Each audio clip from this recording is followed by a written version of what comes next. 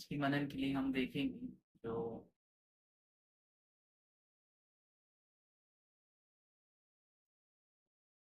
दूसरा तिमोथी उसका चैप्टर 3 और वर्स 16 को हम देखेंगे। और मैं आपके लिए पढ़ूंगा। यहाँ पर ऐसा लिखा है कि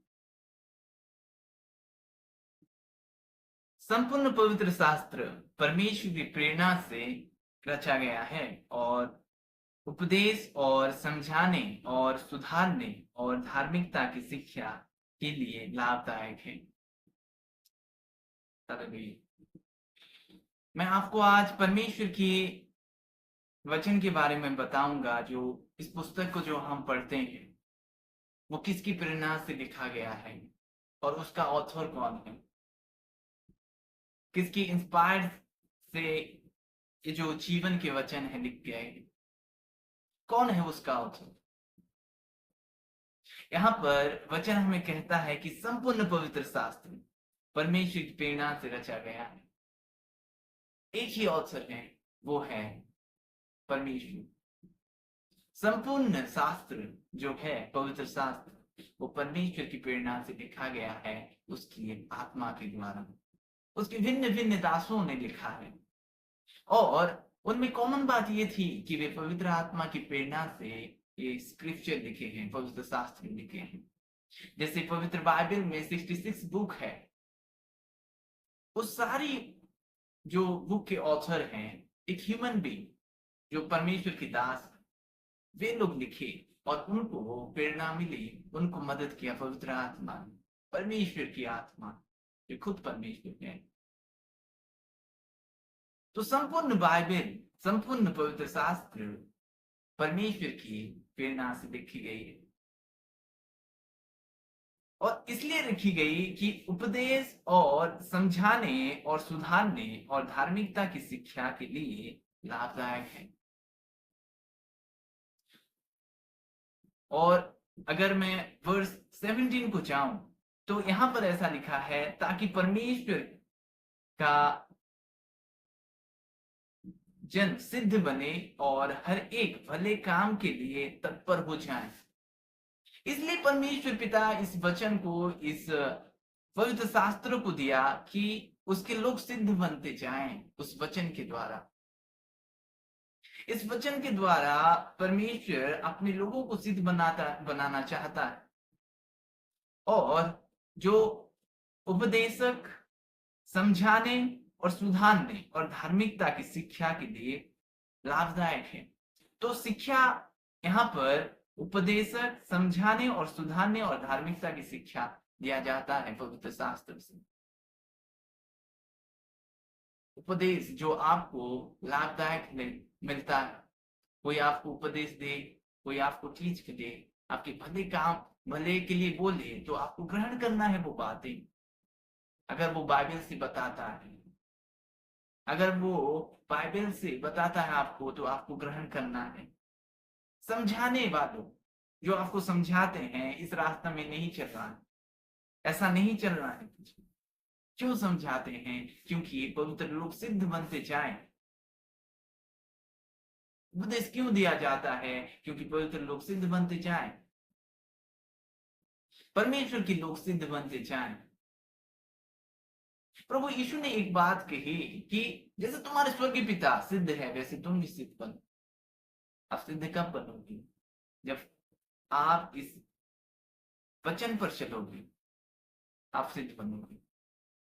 जो सिद्ध व्यक्ति कौन है? जो वचन से नहीं चूकता, वो सिद्ध है, वो व्यक्ति सिद्ध है। जो वचन मानने में नहीं चूकता, वो व्यक्ति ही सिद्ध है, वचन हमें बताता। और यहाँ पर जो समझाने, सुधारने और धार्मिकता की शिक्षा दिया जाता है। धार्मिक कौन है? जो परमेश्वर पर विश्वास करते हैं, प्रभु यीशु मसीह पर विश्वास करते हैं, वे लोग धार्मिक हैं। कामों से धार्मिक गिना नहीं जाता, विश्वास से धार्मिक गिना जाता है। अब्राहम को विश्वास से ही धार्मिक गिना गया था। सुधारने, क्यों सुधारने जरूरी है? क्यों आपको सुधार जाता है? क्योंकि आप सिद्ध बनो, आप सिद्ध बनते जाओ। जब भी अब्राहम को जब 100 वर्ष हुए, तब तक वो सिद्ध नहीं बना था, इसलिए उसको संतान नहीं मिली थी, जो संतान की प्रतिज्ञा ही हुई थी। जब वो सिद्ध बनता गया, उसको 100 साल लग गए।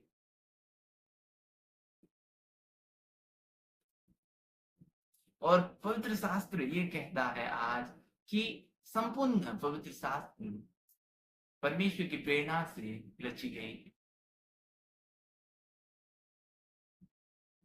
अगर आप पवित्र शास्त्र को समझना चाहते हैं, आपको पवित्र आत्मा की हेल्प लेना पड़ेगा। आपको पवित्र आत्मा की मदद मांगनी पड़ेगी कि पवित्र आत्मा आपको समझाए उसके वचन को। और जो लोग पवित्र आत्मा को समझाने की शक्ति, ज्ञान परमेश्वर ने उनको दिया है, आपको उनको सुनना पड़ेगा।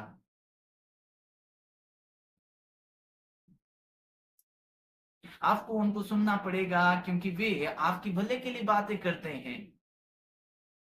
आपको उपदेश दिया जाता है, आपको समझाया जाता है, आपको सुधारना जा सुधार सुधार आपकी सुधारने के लिए आपको बता काउंसिल करते हैं आप। और क्योंकि ये सब किसके लिए होता है कि आप सिद्ध बनते जाए, क्योंकि आप परमेश्वर के जन हैं। आप परमेश्वर के जन हैं जो सारी सृष्टि बनाया, तो हमें सिद्ध बनता, जैसे प्रभु जी ने लोगों से कहा कि तुम्हारा स्वर्गीय पिता जैसा सिद्ध बना, वैसे तुम भी सिद्ध बनो। प्रभु चाहता है हम सिद्ध बने।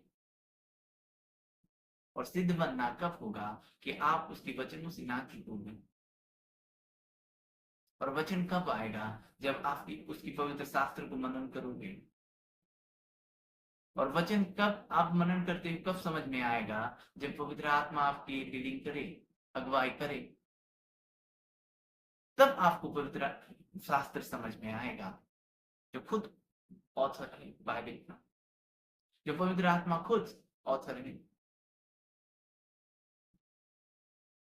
आपको अगर बाइबल को समझना है, परमेश्वर के हृदय को समझना है, जो बाइबल में रची हुई लिखी हुई बातों को समझना है, तो आपको पवित्र आत्मा की मदद मांगनी होगी। नहीं तो आप समझ नहीं पाओगे। कोई भी नहीं है जो समझ सकता है विदाउट होली स्पिरिट। परमेश्वर के बिना कोई आपको बाइबल समझा नहीं सकता। अगर आप खुद चाहते हैं, और जिन लोगों को परमेश्वर की बाइबल के नॉलेज है, जिन लोगों को ज्ञान दिया जाता है, जिन लोगों के बाइबल में परमेश्वर के हृदय को प्रकट किया जाता है, उन लोगों को आपको सुनना है। परमेश्वर वो आपको लिए रखता है, उसकी दात से आपके लिए भी खड़ा करता है, क्योंकि आप सिद्ध मत जाओ।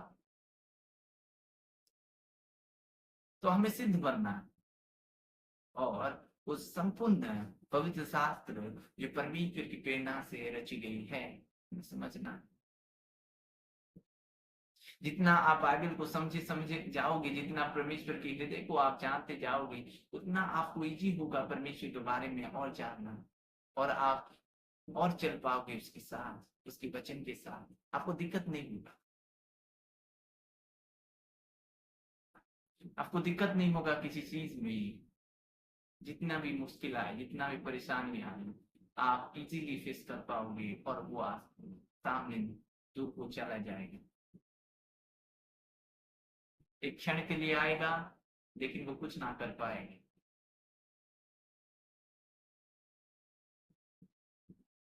आपको समझना है, पवित्र शास्त्र, संपूर्ण पवित्र शास्त्र परमेश्वर की प्रेरणा से रचा गया है।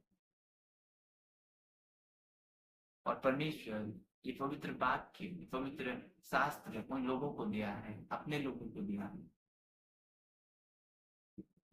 कि वे इसका मनन करें, कि वे इसका ध्यान करें।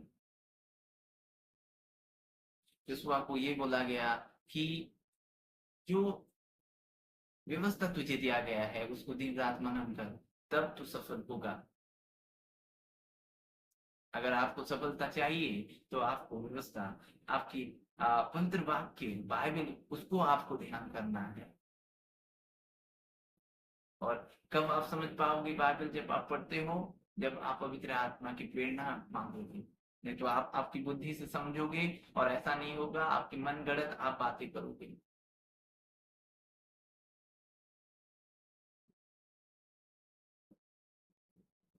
बी केयरफुल कि सब लोग शिक्षक ना बने। पवित्र शास्त्र में लिखा गया है कि जो सिखाते हैं उनको भी बहुत से भुगतान देना पड़ेगा।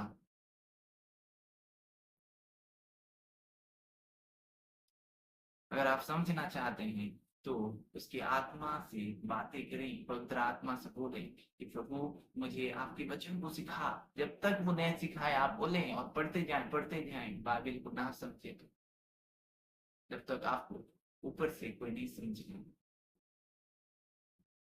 प्रभु इस वचन के द्वारा आप सबको को आशीष करेंगे।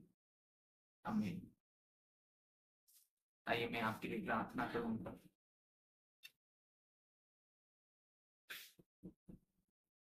धन्यवाद हो स्वर्गीय पिता, प्रभु जी आपकी स्तुति और आपकी महिमा हो राज। स्वर्गीय पिता, आपके लोगों को आप आशीष से अनुग्रह करें खुदावन, आपके अनुग्रह में बढ़े खुदावन। हे प्रभु जी, आपकी महिमा उनके जीवन पर हो खुदावन।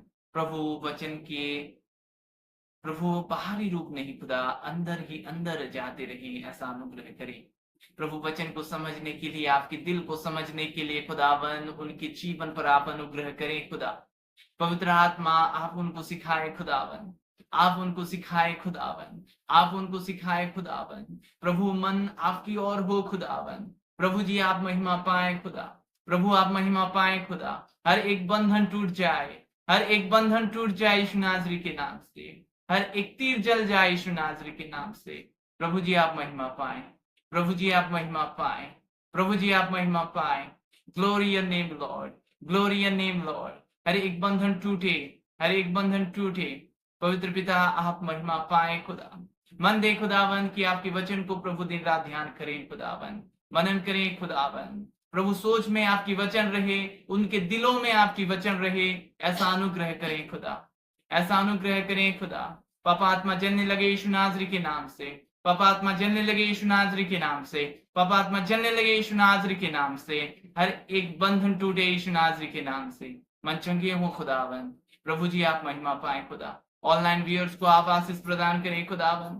प्रभु आप अनुग्रह करें उनके जीवन पर। प्रभु आप उनके काम काजों को आशीष करें खुदावन।